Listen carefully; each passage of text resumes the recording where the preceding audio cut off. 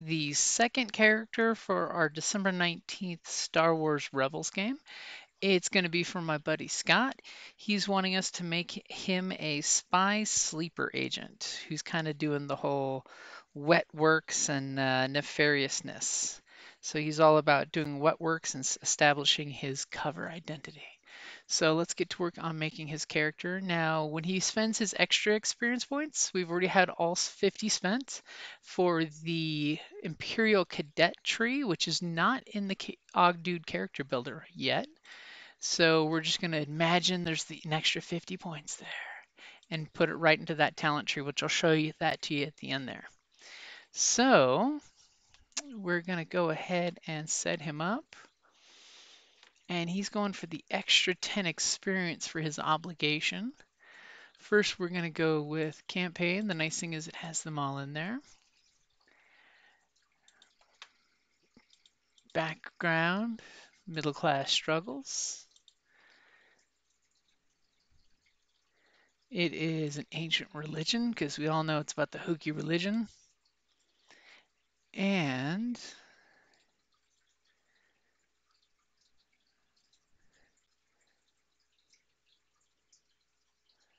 we're going to go with privilege just because.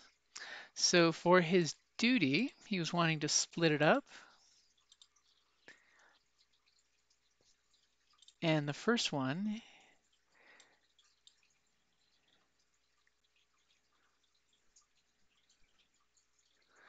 was going to be the very, very naughty wet works. And the second one,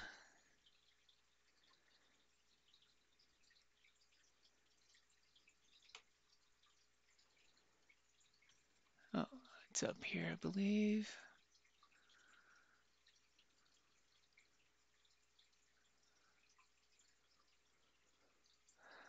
Let's see, do they have it?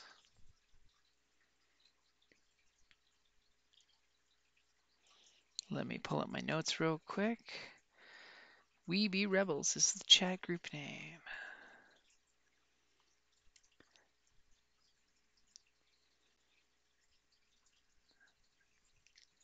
Legend crafting. Let's grab the right mouse. Which legend crafting is all about creating identities. Species, he's going to go with human. So he gets to select one non-career skill. So let's get his humanness in there. And then when we will go to his career so we know what is not a class career. Spy sleeper agent. So he's going to be the slicer computer guy of the team. Let me pull up my notes for his character.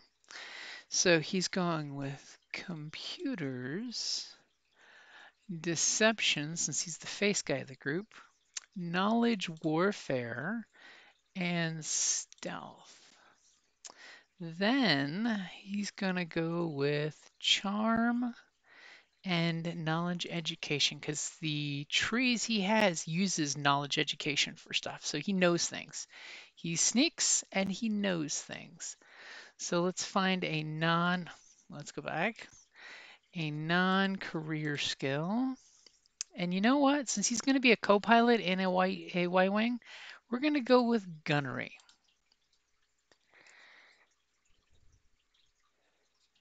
And let's see. What's a good one? I'm almost thinking ranged or melee. Make him the melee fighter of the group too. That's a good choice. That way he's got some melee goodness. Now we're not gonna eat up a lot of his points in one thing. We're gonna spread him down to be the guy who does a lot of things well.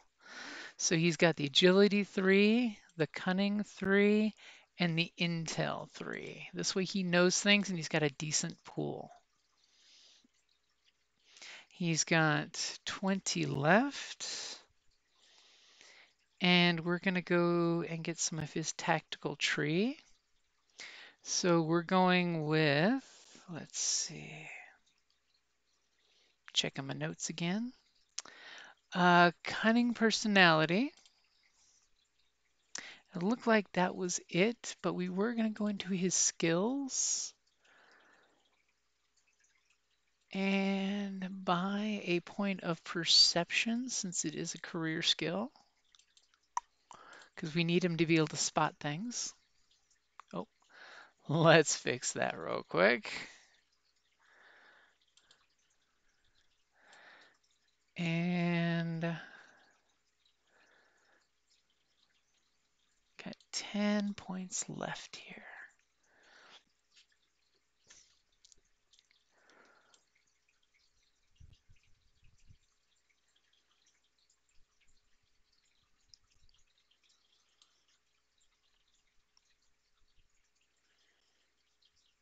We're going to go for a rank of skullduggery for sneaking around. No, you know what? We're going to keep that at we're going to go 0. We're going to go for another of computers. We want him to be the good computers guy. So we'll burn that 10 points in computers. So he's got, whoa, there we go. 2 ranks in computers. That makes him a pretty good computers guy because they're going to need a slicer to get them into trouble and stuff. So let's set that up. We've got that set up. Since he is, in theory, taking an obligation, so that way he's got one in there, but unfortunately it only lets you do 2, so he'll have an obligation of 10. He's going to get 2,500 credits.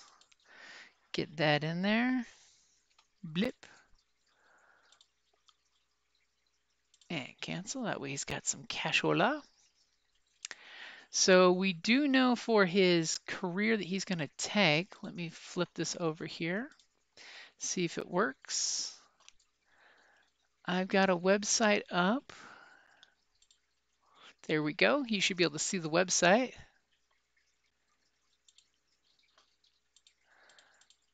This is conveniently from the wiki page of, if you just put in Edge of Empire wiki, this comes up. So this is the Imperial Cadet talent tree, which is going to unlock more career skills. Here he has that one, but it'll give him the ability to pilot and range light, which is why I went for melee with him earlier. And we're pretty much going to burn all 50 points that I'm giving him in knowledge specialization. When acquired, choose one knowledge skill when making that skill. Let me double check the notes, make sure I got the right ones here. I'm pretty sure that's the one. So knowledge, warfare, much more skills. So knowledge specialization.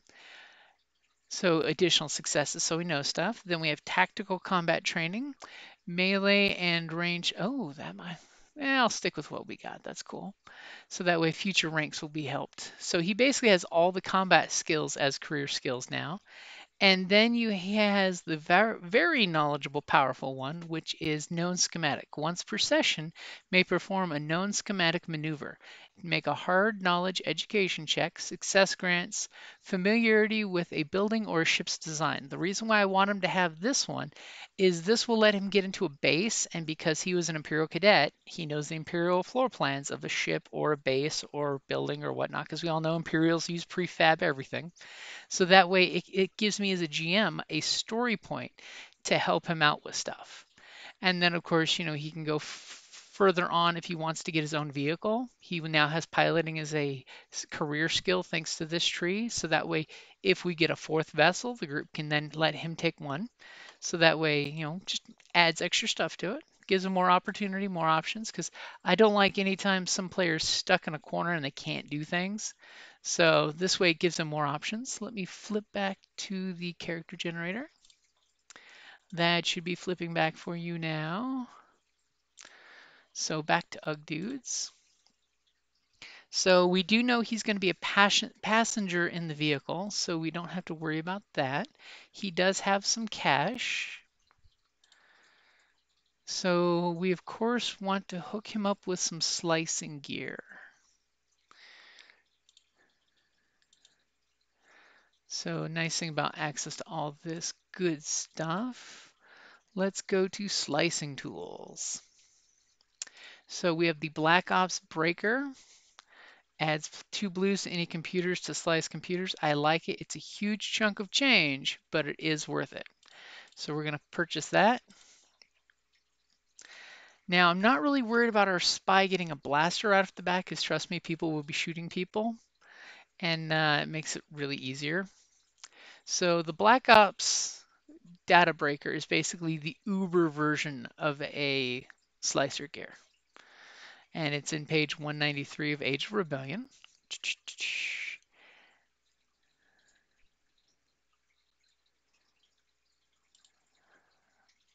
So,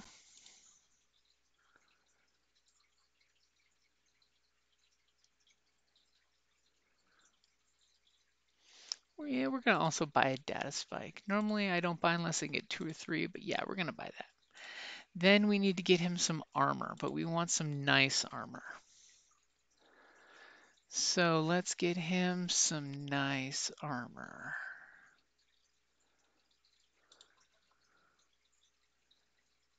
Cloaking coat, cloaking coat is nice.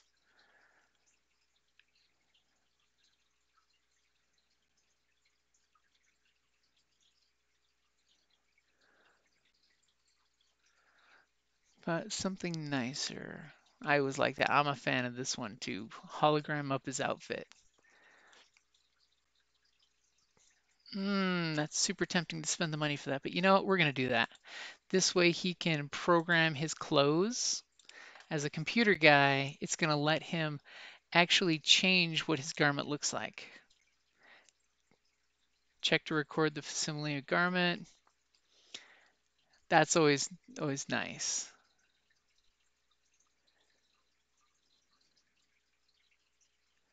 I'm a fan of that because this way, if he's a spy guy, he can go click click, and he can use his clothes to do that. And it does give him no soak, but it does give him melee and range defense. And let's go look at weapons because he's getting kind of low on money here. He's good on melee. He's going to be, let's double check his skills. He's going to be okay with melee. Not great, but okay. He's going to be really good as soon as he puts some skills into his range attacks. So we don't really want to get in trouble with the gun here, but we're going to see if there's a cheap holdout blaster.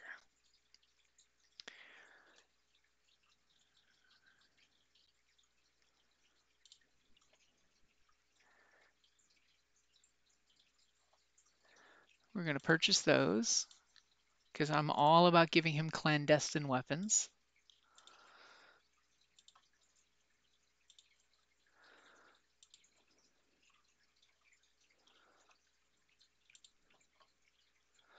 Successful roll attack with a gear. That's a brawl.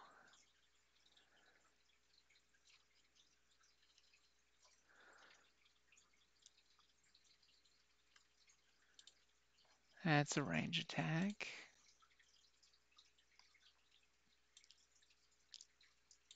Yeah, I like the punch dagger.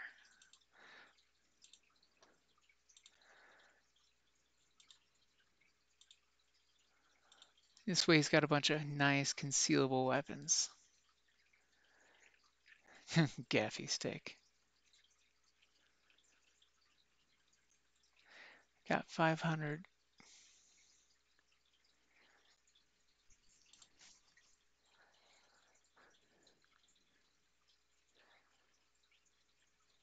We're going to purchase at least one of those. It's nice to have those just in case you need to blow out something's stun spore.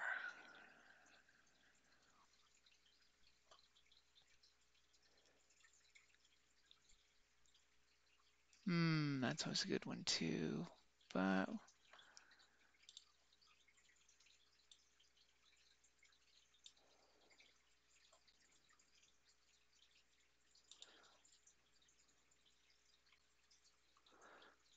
let's find him something nice.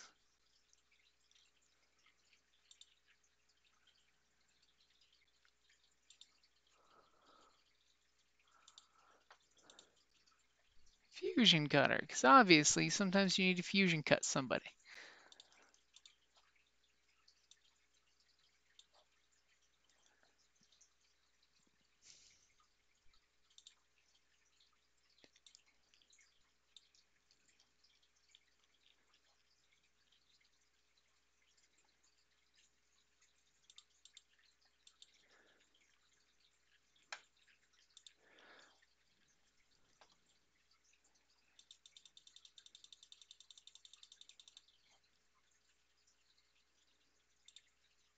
Ah, the old Carillion cutlass. Ancient sword.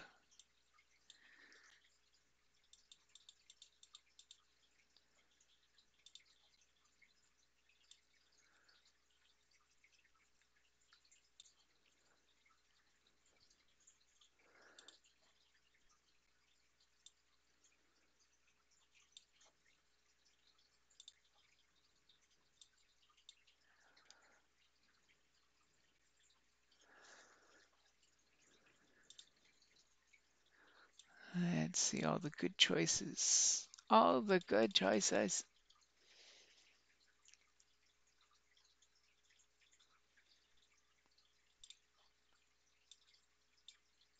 Stalker Vibrosphere. Oh, as I bang some stuff.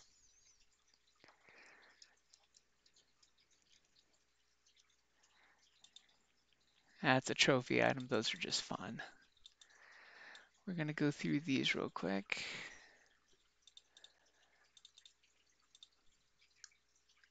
Do do do do do do do do do do. Military belt pouch. That's always a good purchase. Field rations.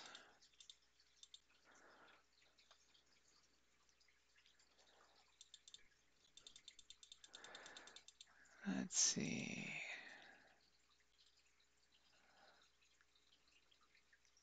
Security espionage.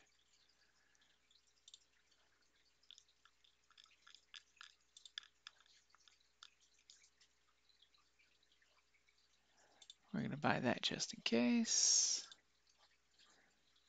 Yes. And disguise kit.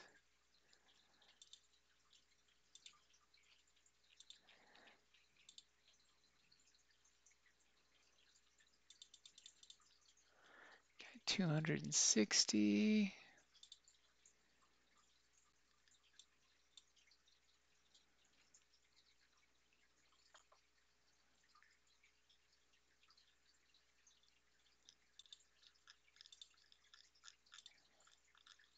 I like it. I like it a lot.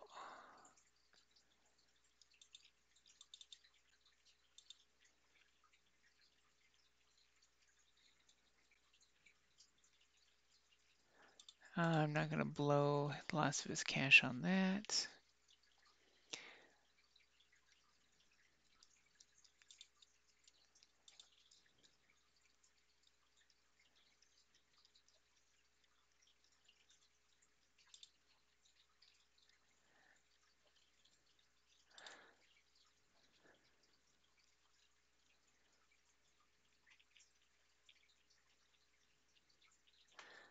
We're in the 165 range.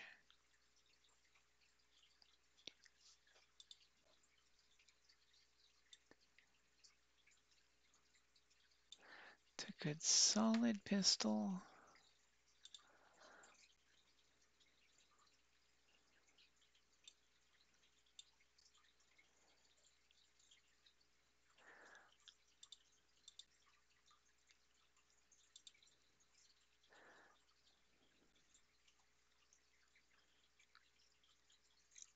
Addle.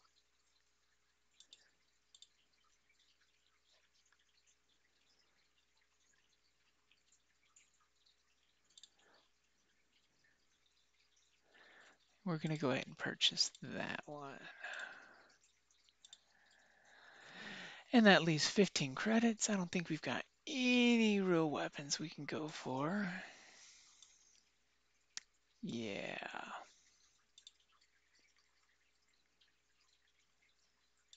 But in gear there is.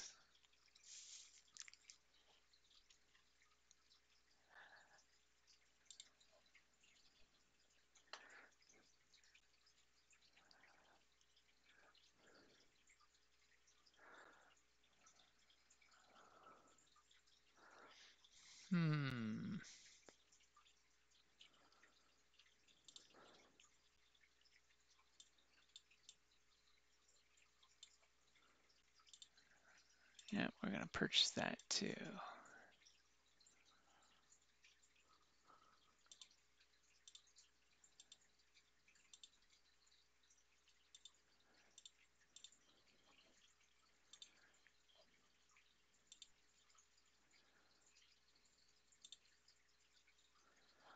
Okay, so we're gonna print standard options.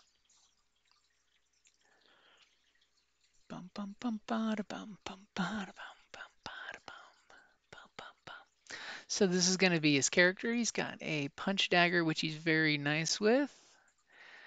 We've got it's because they're inferior. It's a cheap blaster, but that's okay. It gives him some medium range just in case. We've got his data purge grenade. He's really good with computers. He's good with murdering people. Going to be even better with gunnery. That way he can shoot a ship's gun. Let me jump into Twitch and make sure you guys can see what I'm looking at. Because it'd be a little embarrassing if you can't.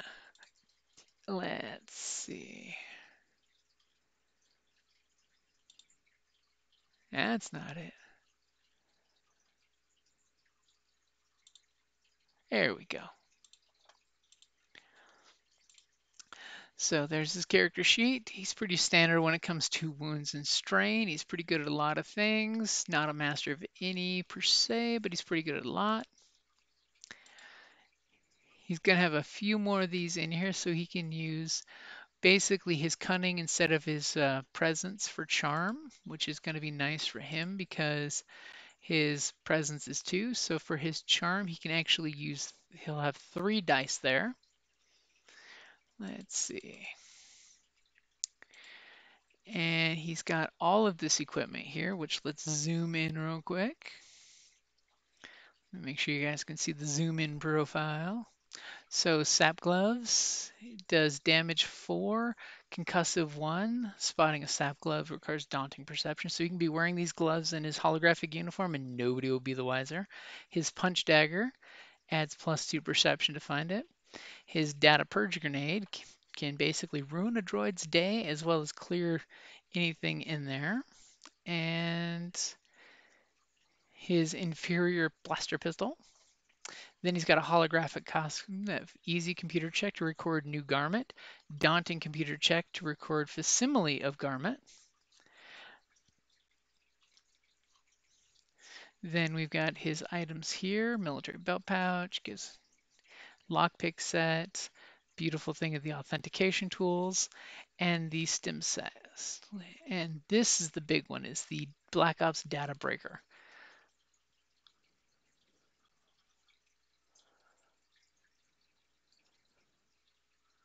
So that's a really nice one.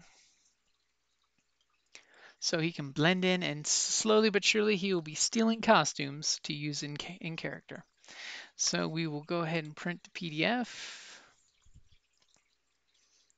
print the whole page, call him Spy Guy, and save. Now, of course, like I said, you also want to remember that not only is he going to be in this tree, but he's also going to be getting, let me switch ones.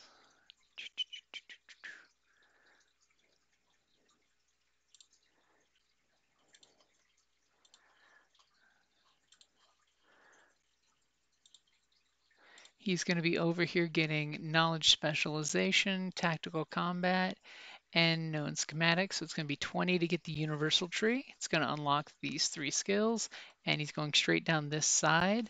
Probably going to be going blip, blip, blip, blip, but that's just me. I do love targeted firepower, by the way.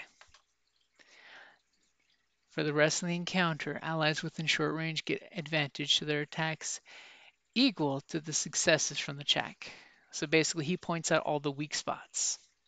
So this is a really, really powerful anti-imperial thing. And since he's a sleeper agent, it's perfect that he went to the academy, became a spy, changed his mind, and now he's into getting, killing special targets or setting up legacy contacts, which means he puts fake identities in the system. So he's kind of alias. He's kind of the both the daughter and the father character, father killing people, daughter getting aliases. So he comes in really handy that way. So he gets to be the face man of the A team of our team. Let's flip back page. We're going to go back to Ogg Dudes. You guys should be seeing the character builder again. Easy peasy, lemon squeezy. Let me find it real quick. Okay, so that's the character. We've spent everything but 10 credits. We're gonna go ahead and change that to show and take that out.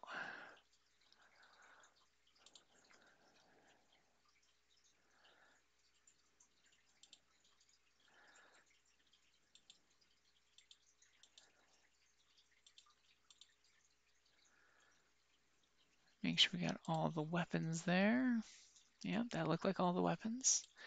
You know what, on this one, just not a fan of the inferior. We're gonna go ahead and sell that one for 100% credit, which will give him back 160. And let's find something better.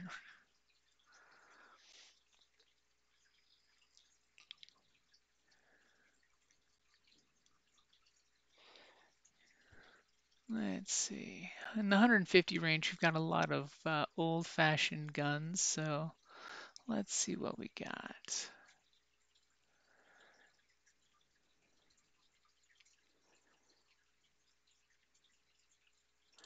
Yeah, we're gonna go with the auto pistol. It's a little machine gun pistol. It's got auto fire, so it can shoot lots of rounds. So it's basically your little Uzi. So that's a little bit better.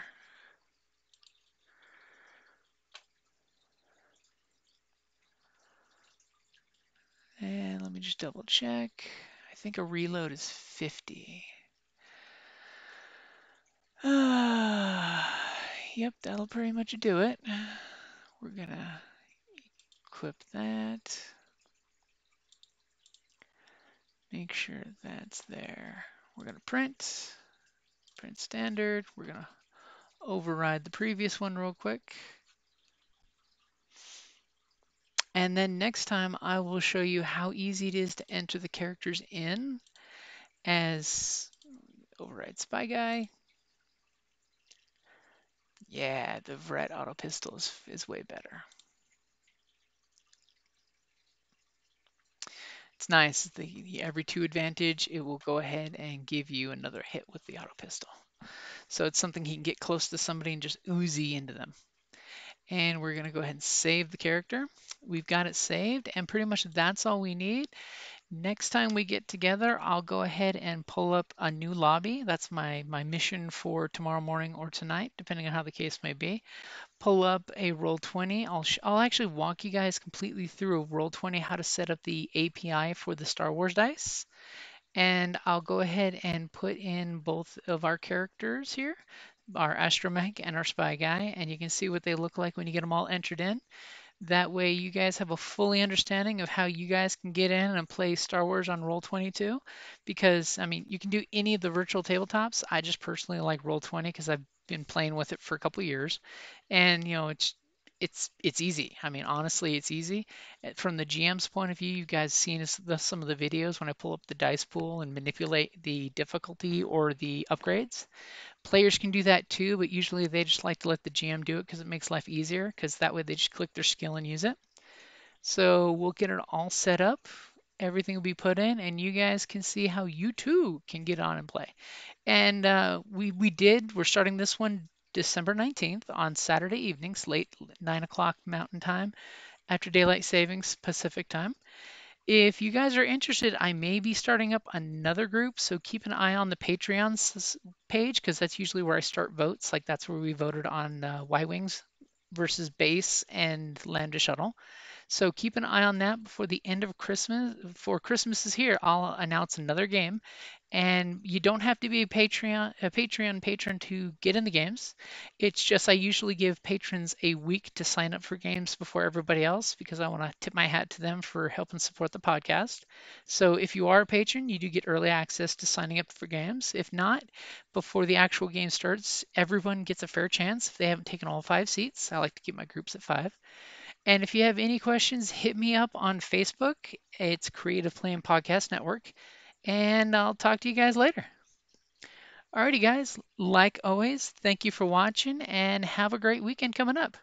And happy Hanukkah for those who practice. Thank you.